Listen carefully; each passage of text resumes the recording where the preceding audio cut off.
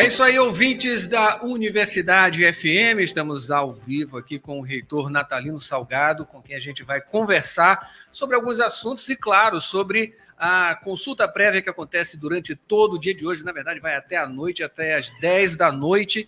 Logo em seguida tem a apuração, totalização dos votos e rapidinho, né, reitor? Vai ter o resultado dessa eleição, já que ela é uma eleição online, toda dinamizada, né, pela tecnologia, pelo STI, enfim, o Helios Voting, que a gente vai conversar também sobre esse sistema. Aqui na Universidade Federal do Maranhão, aqui na Rádio Universidade, a gente recebe o reitor Natalino Salgado. Bom dia, reitor, seja bem-vindo aqui à Rádio Universidade. Bom dia, Adalberto. É um prazer estar aqui, né? Dialogar aqui com a nossa comunidade, né? Nós, os ouvintes da nossa querida Rádio FM, né? A 106.9 aí, que sempre está bombando e é muito apreciada aí pela comunidade geral. Maravilha, maravilha. Reitor, esse é um dia especial, né? Um dia especial de eleição, de democracia, acima de tudo, né? E o futuro, estamos vislumbrando aí o futuro. Enfim, o senhor já votou? Aliás, o senhor não vai votar, né? Tudo indica que, por causa do cargo, né, administrativo, né? Sim. Mas nós estamos aí, né, no exercício da democracia, com um processo eleitoral, né, que já se iniciou às 8 horas da manhã. Já tem 2 horas, na verdade, já de votação. E vai até às 22 horas, né, um processo que a universidade tem know-how, tem experiência, e colocou em prática isso há um ano e pouco, na última eleição que nós fizemos no ano passado, para 12 centros universitários, né? 4 aqui em São Luís e 8 no interior, no continente, e dezenas de cargos, né, de coordenação de curso, que são as subunidades acadêmicas e chefe de departamento. Aliás, uma eleição até mais complexa pela quantidade de disputas, de cargos e tudo. Diferente dessa agora, que é só para reitor e vice-reitor. Né? Mais simples. Mas nós implementamos um sistema eletrônico, e isso foi desenvolvido muito em função dos investimentos que nós fizemos em tecnologia. Porque assim que eu acatei, quer dizer, que aceitei a convocação para vir para um terceiro mandato, para dirigir a nossa universidade, que para mim é uma grande honra, né? Eu não sabia que ia enfrentar nem a pandemia e nem o governo que não tivesse investimento na área de educação. Mas nós conseguimos fazer essa travessia, liderando nossos conselhos, comunidade acadêmica. Primeiro, nós fizemos todas as iniciativas para a preservação da vida, decretando lockdown logo no início, e Adalberto, esses investimentos que nós fizemos, né, em tecnologia e criando uma diretoria específica na área educacional, né, que é a DTED, nos permitiu, né, e com bastante capacitação, treinamento, inclusão social, fizemos uma travessia que eu te diria que nós hoje estamos colhendo resultados. Nosso calendário acadêmico está organizado, nós não atrasamos, pelo contrário, nós aceleramos a formação dos nossos alunos, né? Antecipamos formatura, fizemos a inclusão digital com nossos alunos, e aí fizemos uma travessia que nós estamos encerrando amanhã o calendário acadêmico do primeiro semestre de 2023. Eu diria que das 69 universidades, só 9 têm um calendário organizado. Então, esses investimentos que nós fizemos, que não foi pouco, inseriu a nossa universidade entre aquelas universidades que têm os melhores sistemas hoje de TI. Nós temos um sistema robusto que dá suporte a um bom padrão de ensino na nossa universidade, para pesquisa, na parte que nós melhoramos os processos de gestão e colhemos fruto com essas tecnologias, até porque nós conseguimos aperfeiçoar, desenvolver e incorporar esse sistema, que não é novo, né? Que é o Helios Voting, e com isso nós fizemos uma eleição que foi feita em tempo, com uma proporcionalidade de votantes excepcional. Nós tínhamos uma abstenção gigantesca, não só de alunos, como de docentes e de técnicos, porque aquela urna que você tinha que colocar no interior, porque a universidade não é mais aquela universidade do passado, né, pequenininha no interior, dois campos, não. Hoje não, hoje nós temos, ela está fortemente espalhada e interiorizada. E não tinha aqueles programas do PAFOC hoje, voto. Então, o aluno, aqueles municípios, no interior do Maranhão, imagina a logística que nós teríamos de mandar urnas para lá, o custo, o transporte, e segurança. Demora. Né? Cada candidato teria que estar com corpo de advogado para fiscalizar, impugna uma urna aqui, faz revisão, recontagem manual. Isso é pré-histórico. O mundo mudou. A universidade se modernizou, deu um salto de qualidade gigantesco, ainda na pandemia, com a nossa gestão. Nós temos uma equipe maravilhosa, nós temos muitos talentos da nossa instituição. E o crescimento da universidade é visível, né? E bem avaliado, não só aqui, mas fora da universidade. De modo que essa experiência foi exitosa. Nós fizemos essa eleição ano passado e nós reduzimos substancialmente o número de votantes, tanto para das 3 categorias. Te digo que nós conseguimos aumentar em 6 vezes o número de alunos votantes, tivemos um pouco mais só de 10% de ausência de professores e de técnicos. Então, eu lembro que na votação, porque às vezes a Pruma, né, questiona, né, essa votação eletrônica que não é confiável, e quer voltar ao passado. Só que eu lembro que quando tinha eleição com muita abstenção, eles reclamavam, dizendo que com essa votação sem expressividade, não tinha uma representação acadêmica, legitimidade. Então, é um discurso que depende da ocasião, né? Mas nós, nessa eleição que eu estava comentando, para diretor de centros e subunidades acadêmicas, nós encerramos às 10 horas, meia hora depois, já estava tudo resolvido. Nós acompanhamos. E não houve, e vocês acompanharam rádio, TV, a imprensa, em tempo real. Entendeu? E não houve nenhum momento de questionamento. E não houve questionamento nem tão pouco de hoje candidatos que foram eleitos nessa circunstância e que hoje questionam o sistema. Mas nessa eleição agora, eu quero garantir à comunidade acadêmica que nós seguimos, como sempre eu faço, rigorosamente a lei, o regimento, o estatuto da universidade, as resoluções, e tudo foi debatido e aprovado com ampla maioria nos conselhos. A universidade ela tem instâncias democráticas acadêmicas altamente representativas nos seus conselhos. E assim nós fizemos todos esses procedimentos, permitindo com isso uma legalidade e uma transparência nos processos. Elegemos a comissão eleitoral, que é uma comissão que ela tem autonomia, tem membros sonatos de sindicatos, do DCE, e membros que são também eleitos no próprio conselho. Não tem ninguém indicado pelo reitor. E com essa autonomia, a comissão fez o calendário, houve questionamento por parte dos candidatos de oposição, e esse questionamento foi para o Ministério Público Federal, que fez uma análise minuciosa. O Ministério Público ouviu a administração da universidade, ouviu a comissão eleitoral, ouviu os candidatos e decidiu, primeiro, que o calendário está dentro dos padrões, inclusive quando comparado com a eleição anterior. Segundo, então não há problema com o calendário, até porque muitos candidatos já estão aí fazendo propaganda há mais de 3 meses e hoje a comunicação se dá muito por meio virtual.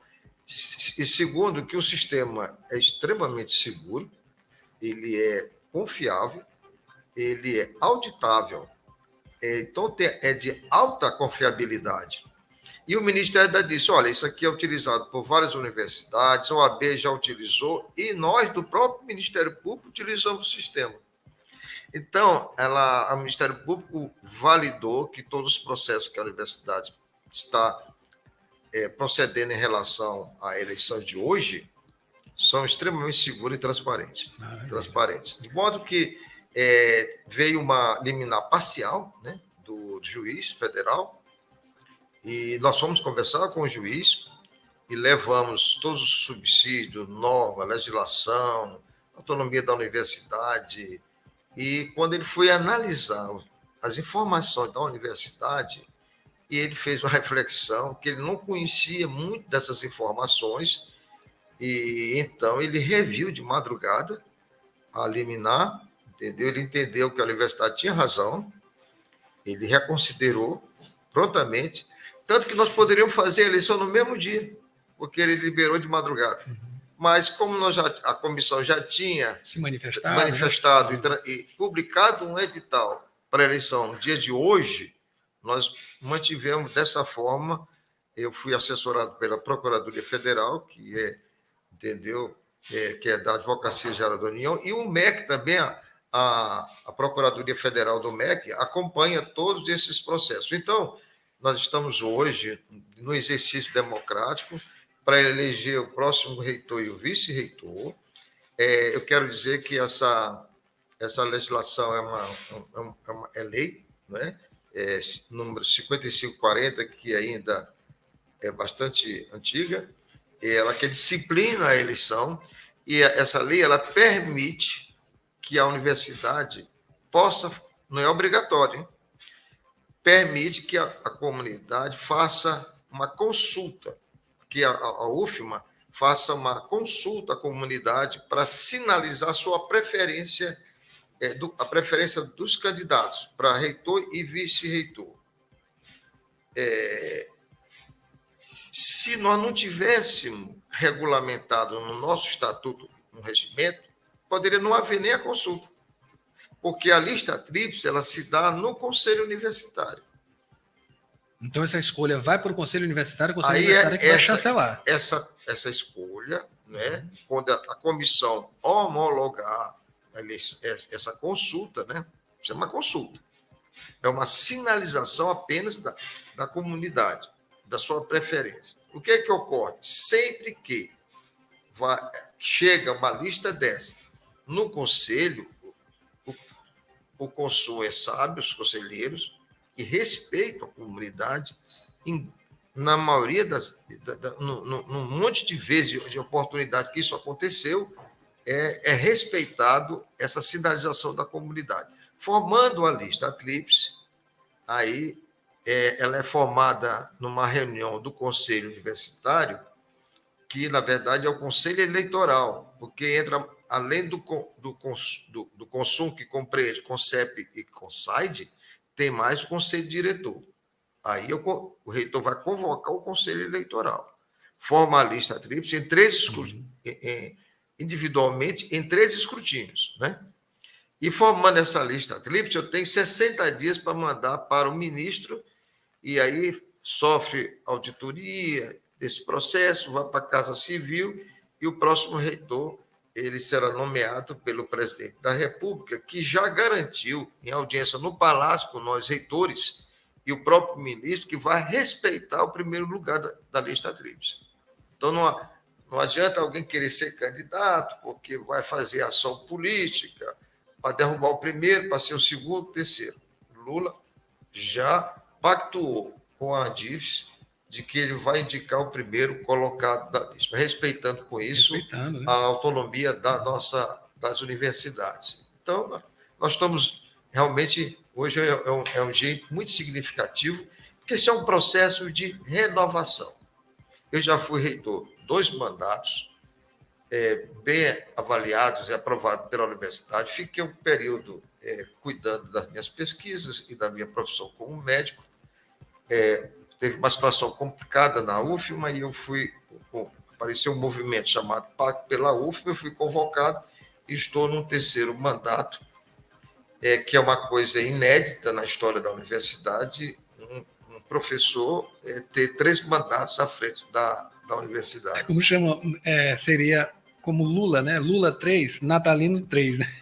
Antes de Lula, né? Mas eu estou na frente dele. Sabe por que eu te digo isso?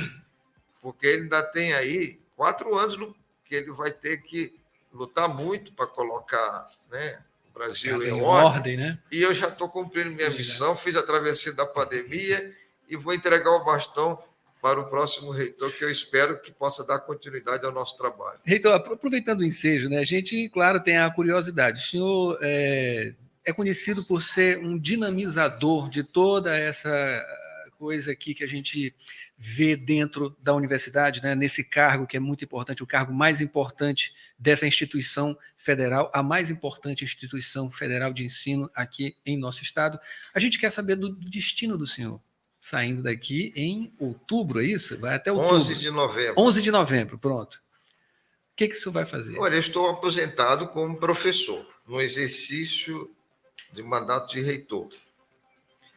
Mas minha primeira profissão, Adalberto, sempre foi minha opção de ser médico. Médico nefrologista. Médico, em que eu fiz minha especialização em clínica geral e depois me especializei em nefrologia. Então, eu tenho uma atividade nessa carreira, eu vou agora, com mais tempo, vou me dedicar à clínica nefrológica, atender meus pacientes, né? E, ao mesmo tempo, como professor voluntário da universidade, eu continuo, entendeu, orientando dissertações, mestrado, eu tenho projeto de pesquisa aprovado, que eu vou dar sequência e vou ficar muito no hospital universitário, entendeu? Consolidando os avanços que nós temos no serviço de nefrologia, que tem transplante, tem prevenção de doenças renais, tem unidade de diálise, tem projeto de pesquisa de campo, tem pós-graduação, que nós participamos desde o primeiro momento, né, quando implantamos o transplante de rim, de modo que eu vou fazer aquilo que eu mais gosto, né, que é minha profissão de médico, cuidar das pessoas. Na gestão, na área administrativa, que eu fui 10 anos diretor do hospital, aceitei ir para o hospital universitário para poder colocá-lo numa situação que eu pudesse desenvolver o transplante de rim. Com isso, eu acabei estruturando o hospital para atender todas as outras áreas. Tanto que hoje a gente faz transplante, né? Hoje, de rim, já chegamos a 700. Fazemos transplante de fígado, né? Que está lá o doutor Orlando Torres, com a sua equipe, e uma equipe grande, né? Estamos habilitados para transplante de coração, fazemos transplante de tecido, córnea, implante de válvula. Então, hoje é um hospital que é uma referência, não só para o Estado, mas a nível nacional é top, né? No hospital que você conhece, né? Graças a Deus está na mídia, mas 99% são fatos positivos de iniciativas de como se deve fazer medicina, ciência, mas é sobretudo um hospital que tenha boas práticas, né, médicas, mas é humanizado porque tem uma equipe que é muito disciplinada. O forte daquele hospital é a competência da equipe que tem lá. Na universidade, nós lutamos muito para fazer a universidade crescer, e para isso, para ela crescer, nós tivemos que criar curso, interiorizar. Logo, num primeiro momento, do Reúne foi um embate grande. Hoje, a nossa ANDIFES, que é a Associação dos Dirigentes das Instituições Federais de Ensino Superior, está fazendo uma retrospectiva de muitas dessas ações. Uma dessas ações foi quando a ANDIFES apoiou o projeto do presidente Lula, né? E o Haddad, o Fernando Haddad era o ministro, quando veio o Reúne, que era um programa aprovado no Congresso Nacional para ampliar a vaga de cursos, interiorizar a universidade, levar a educação para o interior, para os jovens, não é? E eu tinha assumido, isso foi em 2007. Teve essa felicidade, né? Aí, quando eu cheguei em 2007, nesse momento, no dia 10 de outubro, eu só tinha 30 dias para aprovar o Reúne. E aí a turma, essa associação, era contrária, junto com, na época, o DCE. E quebraram a reitoria inteira. Por pouco eu não saí lesionado, né?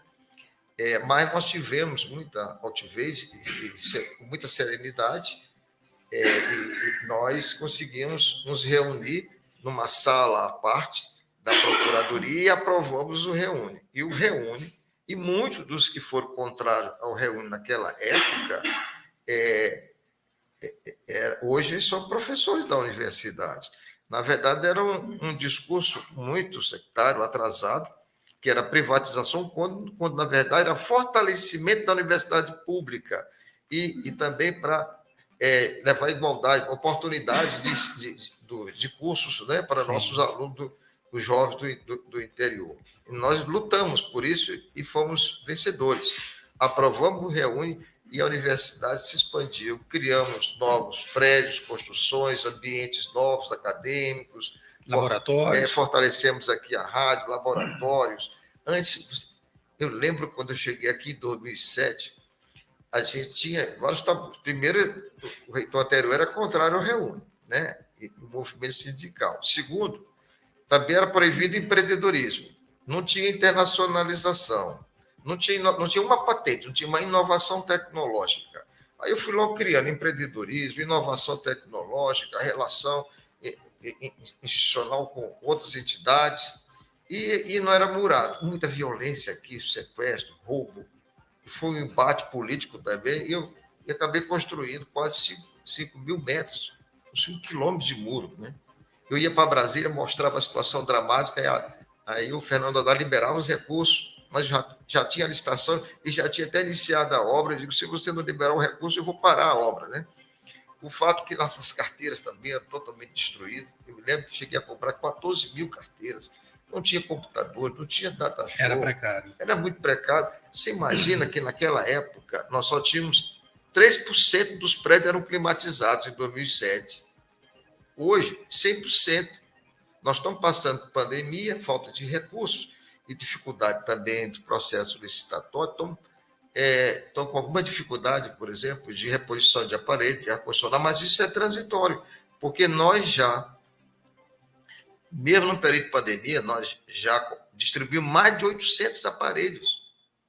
Hoje não tem mais nenhum almoxarifado, mas daqui a 20, 30 dias, estamos recebendo mais de 200 aparelhos e vamos atender todas as necessidades da universidade. Computadores, eu lembro quando eu cheguei aqui em 2007, só tinham 200, mas eram dos pesquisadores, que eles compravam com projetos de pesquisa. Eu comprei, naquela época, 4.500 computadores. E só que não fizeram reposição na gestão anterior. Aí eu estou repondo agora, porque depois de 10 anos, do ponto de vista tecnológico, não funciona mais. Fica obsoleto, então, né? Eu já distribuí, só na pandemia, já distribuí 1.700 computadores. E estou repondo ainda. Então, a universidade, agora com um novo governo, com possibilidade de mais recursos, inclusive já aprovando no Congresso mais 30 mil vagas para professores, porque nós perdemos da gestão anterior 74 vagas de docentes e de técnicos e funções gratificadas. E agora nós estamos com um projeto no MEC para recuperar essas vagas, para poder repor vagas a necessidade de muitos dos nossos cursos. Essa perda de vagas foi devido ao quê? Falta de planejamento, porque a gente tem um chamado banco equivalente. Eu tinha criado anteriormente uma diretoria que era só para planejamento de concursos e vagas. Isso, quando você cria cursos novos, você faz uma pactuação com o MEC. Mas todo ano você tem que fazer o planejamento e requerer essas vagas. Então, quando a universidade não faz, essas vagas são distribuídas para outras universidades. Então, a universidade perdeu 74 vagas. Agora, nós estamos recuperando essas vagas para atender e também para criar novos cursos, para atender demandas. Nós temos demanda de cursos que são necessários, temos cursos também, campus que só tem 2 cursos, como Grajaú, que agora nós estamos criando o curso de Geologia, já estamos construindo um laboratório e vamos criar também uma licenciatura interdisciplinar, uma licenciatura só para povos indígenas, lá em Grajaú, para atender os Guajajara, aquela região ali, e assim atendendo também outras demandas que nós temos no interior, porque os nossos campos precisam de mais cursos para consolidar como centro acadêmico. Mas nesse meu retorno, eu consolidei muito dessas ações. Nós tínhamos 12 mestrados, hoje temos 50. Nós tínhamos um doutorado em políticas públicas, e eu fazia um mapa das universidades do Nordeste, do Norte, todos tinham doutorado na área de ciência da saúde e na área de ciências exatas, tecnológicas. Aqui não tinha ninguém, nada. Aqui não tinha nenhum. Só tinha um de políticas públicas. Então, que era nota 5, agora, graças a Deus, foi para 6. Hoje, nós fomos de 12 para 50. Hoje nós temos 19 doutorados, era só um. E nós estamos conseguindo também trabalhar em rede com vários cursos de formação na área para atender nossos técnicos, né? Aqui também no Hospital Universitário e tudo. O Hospital Universitário nós ajudamos junto com o Haddad, o governo federal na época, a criar a EBSER e o REUF, e hoje os hospitais viviam em crise a nível nacional, e hoje o Hospital Universitário tem uma administração e com boas práticas de gestão, muito bem avaliado pelo TCU, pela CGU, e o nosso é um exemplo de boas práticas de gestão. Mesma coisa, nós modernizamos nossos processos de gestão. No calor da disputa, os candidatos prometem sonhos, né? E fogem da realidade. Quando dizem, vou descentralizar recursos. Não pode descentralizar recursos, primeiro que não tem. Segundo, você não consegue gerir uma unidade acadêmica, porque você não tem descentralização de custos, você não tem unidade gestora. Então, não adianta eu dar um recurso para um campus, por exemplo, lá em Codó, quanto que ele vai receber por ano? 50, 60 mil reais? Ele não vai se sustentar, porque o reitor tem que estar sempre em Brasília para pedir captação de recursos, além do orçamento normal da universidade. Aí ele vai atender demandas estratégicas. Por exemplo, lá em Codó caiu um telhado, uma ventania, houve um incidente, caiu. Aí tivemos que levar o corpo de engenharia civil, engenharia de estrutura, arquiteto, setor de custo, até que a gente consegue fazer um processo, fazer uma dispensa de licitação, e quando imaginava que ia custar uns 100 e poucos mil reais, quando foi feito o orçamento final, 420 mil reais. Então, Codó não iria conseguir ter nenhum recurso descentralizado e nem iria conseguir fazer a licitação. Com todas as universidades federais, elas têm tudo centralizado. O que é que nós fizemos para melhorar essa descentralização? Como sei, com mais transparência, nós encurtamos a distância e estamos melhorando muito os processos. Hoje não tem diferença mais quem está no interior ou que está aqui. Né? E ficou muito mais rápido. Quando chega em 2007, se você quisesse aqui um computador, tinha que fazer o RM, era um papelzinho que era chamado requisição de material. Nós modernizamos a nossa universidade. Aí quando alguém diz assim, não, eu vou criar cargos. Não, eu acho que a internacionalização merece uma pró-reitoria, a acessibilidade merece uma pró-reitoria. Está enganando. Isso é política, né, de conquistar voto, porque o reitor não cria cargos. Quem cria cargos é o Congresso Nacional, né? E por iniciativa do Executivo. Entendeu? Então, o reitor não cria. Vou criar um cargo. Não cria.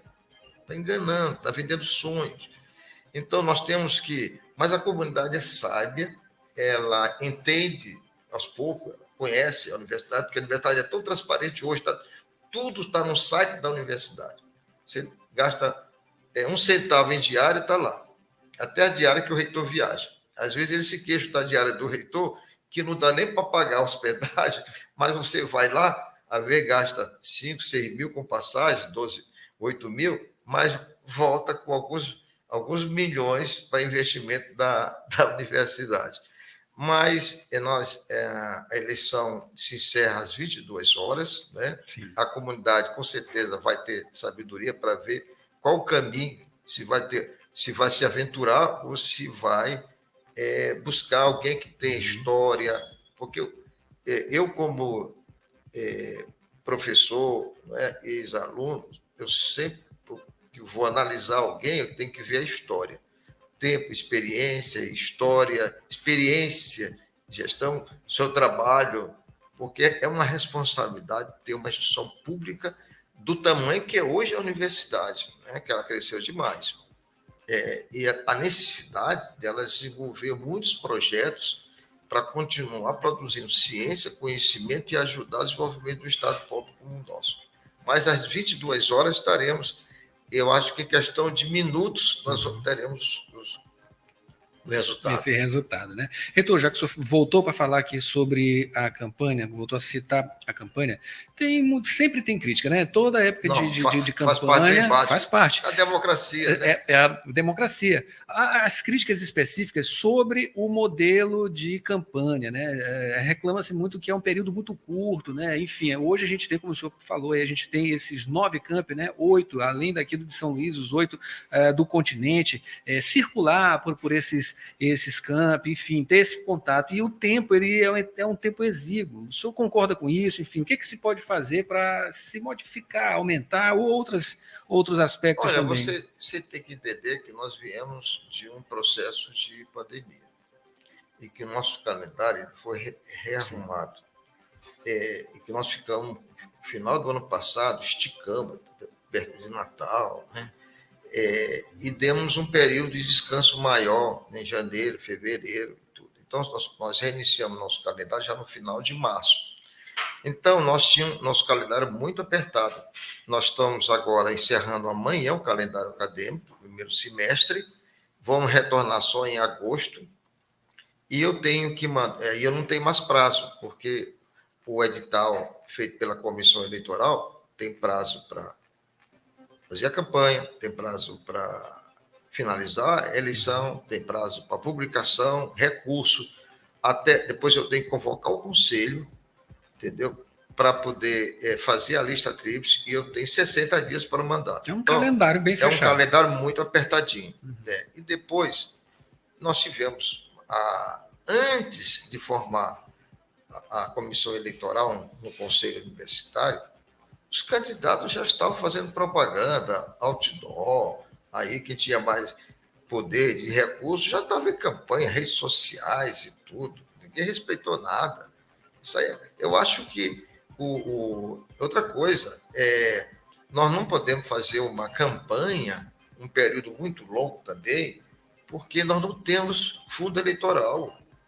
Você tem uma eleição para o executivo, legislativo, tem fundo eleitoral, Norberto. Os candidatos que estão aqui recebem colaboração de amigos, colegas.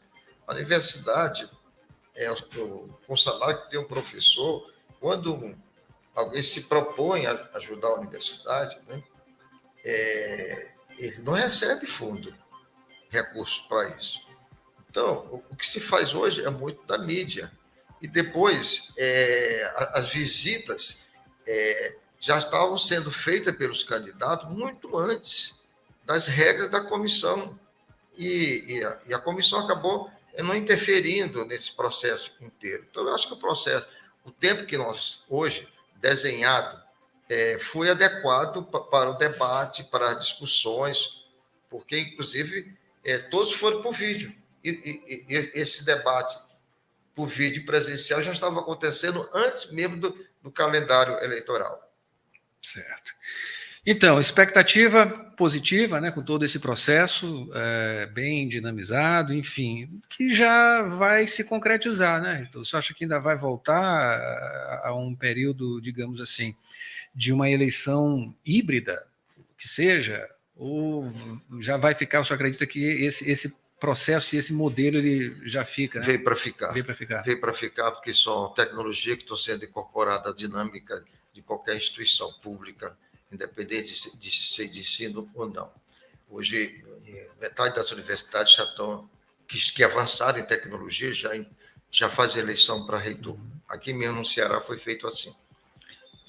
Depois, o Ministério Público, a OAB teve problema, ela teve que refazer a eleição utilizando o sistema da UFS.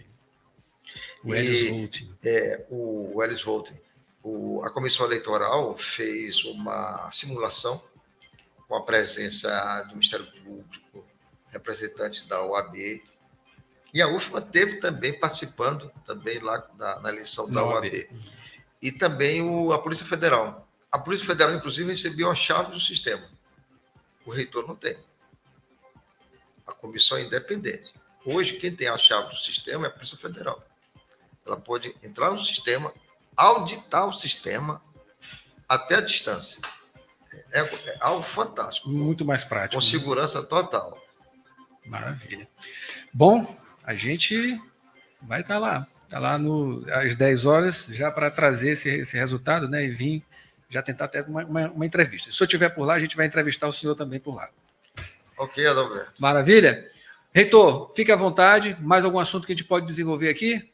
Não, é só dizer que hoje, nessa participação de hoje, nós temos um número expressivo de alunos que vão votar, somar de 24 mil discentes. São 1.930 docentes e 1.537. Estava previsto nessa eleição termos os votos dos funcionários públicos, servidores públicos da EBSER, mas houve questionamento aí do sindicato, e então não foi possível, mas na próxima eleição nós já vamos ter esses servidores da nossa universidade que passaram por esse processo de discriminação vão ter o direito também de votar, porque eles fazem parte da instituição, eles trabalham na área da saúde, sustentam o hospital, da comunidade fazem ensino e fazem pesquisa, porque hoje, na nossa gestão, nós temos resoluções que permitem que o técnico também possa orientar a pesquisa, fazer projeto de pesquisa, receber, entendeu? E o servidor da EBSER, ele tem projeto de pesquisa, ele vota, ele faz saúde, ele faz preceptoria, ele ensina nossos alunos que estão lá, e o aluno que ele orienta vota, ele não pode. E ele não vota. É discriminação. Mas a próxima eleição vai estar resolvida. Esse universo é de quantos votantes? Você tem uma ideia? Assim? O hospital ele pede 3 mil votos. Bastante expressivo. Bastante expressivo. Maravilha. Reitor, muito obrigado aqui pela sua presença, vim falar dessa palavra aqui com a cidade, com a comunidade universitária, né? Nossos ouvintes da rádio. Tudo calmo, tudo sob controle, tudo funcionando adequado. Daqui a pouco, entendeu? Logo teremos, entendeu? A sinalização da comunidade, da composição da primeira lista, que depois vai ser homologada, se Deus quiser, no Conselho, no Consumo. E assim é uma forma da universidade ela se renovar e ter esse exercício do voto, né? Voto independente, consciente, é o exercício da democracia. Maravilha. E isso a universidade faz muito bem. E vamos exercer. Reitor Natalino Salgado, muito obrigado. A gente já acabou de conversar aqui com o reitor Natalino Salgado, filho, que é o nosso reitor. E você que está escutando a gente, ouvindo a gente, que os nossos ouvintes também é da comunidade universitária, vá votar, é só acessar aí o nosso sistema através do site do Portal Padrão da UFMA e exercer o voto à democracia. Daqui a pouco a gente volta com mais informações. Vocês ficam com Giza Franco, que já chegou aqui, tem muita música para você nesta sexta-feira maravilhosa. Não é isso, Giza?